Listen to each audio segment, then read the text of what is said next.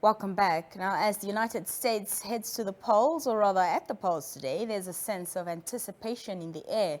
Joining us to break down what's at stake is Mike Hove, a seasoned reporter from Voice of America, joining us from Washington, D.C. Mike, good evening, and thank you so much for joining us here on the Daily Roundup. It's actually good afternoon here, so yeah. Mike, let's start with the key concerns that are on voters' minds this election cycle. What issues are it that's shaping, this year's vote? Issues that are being touched on here are both former President Donald Trump and Vice President Kamala Harris have laid out different policies regarding how they're going to tackle issues such as abortion, issues such as immigration, and of course the economy. That seems to be one of the biggest issues right there.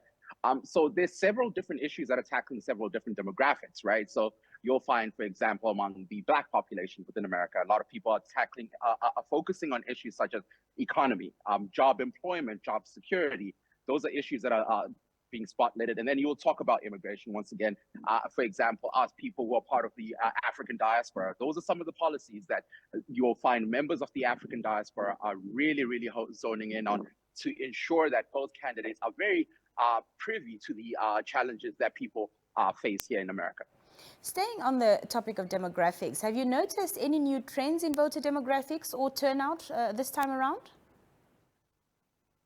Season has been very interesting. Both candidates have attracted different demographics, right? So you'll notice Vice President Kamala Harris, her attraction keeps climbing among young voters and, of course, people within the urban centers, versus former President Trump. His attraction keeps growing within the elderly community. And, of course, in America, they call them baby boomers. And people who are in the rural community. So it's almost like a split. However, regardless of how you see it, both candidates are neck and neck. It's really hard to determine who's going to be the president at this staging point. Should Kamala Harris become the first woman president, how could that reshape America's politics and, of course, society? Historic, should she become the first.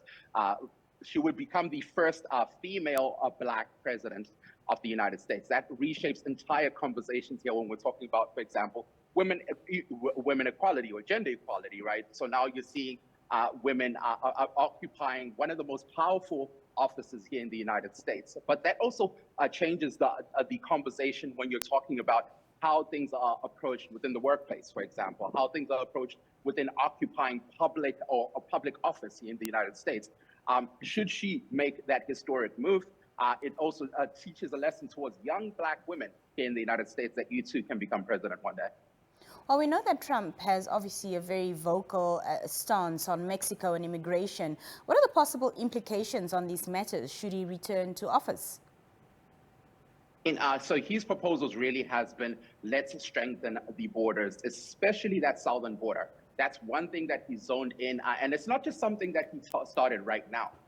If you track back to 2016, when he became the president of the United States, those are positions that he stood by. Build a wall, for example. That's another policy that he's standing by and doubling down on this in this election. So you'll notice that should former President Trump come back into the office, that seems to be one of the policies that he's doubling down on and making sure that it's something that's at the forefront of his office.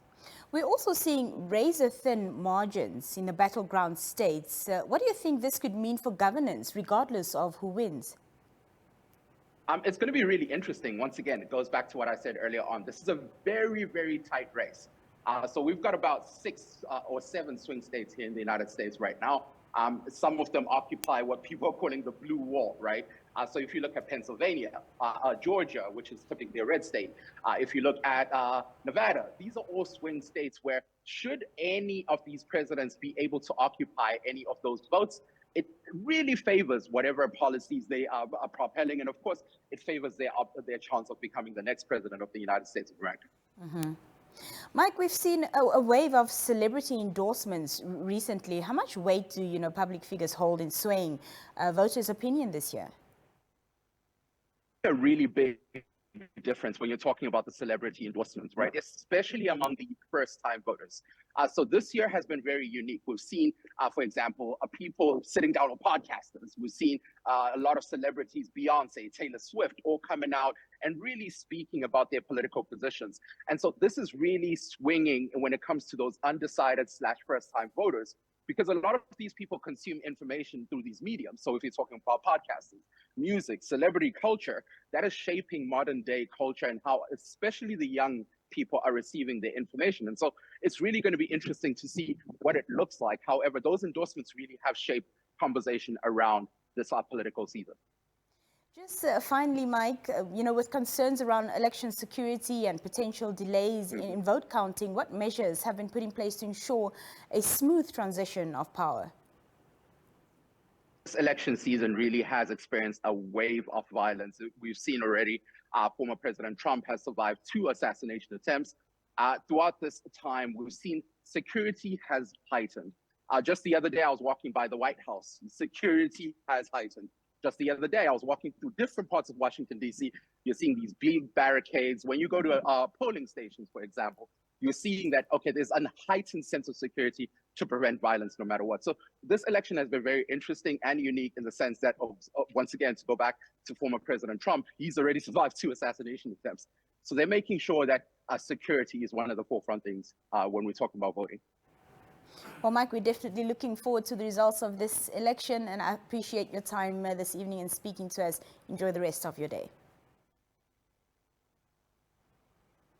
That was Mike Hove, a journalist with Voice of America, speaking to us about the U.S. elections taking place today. They're currently at the polls. And of course, we'll be keeping our eyes on international news to see what those results look like as soon as some of the numbers start trickling in. We're coming back with some more conversation after this brief break. Stay with us.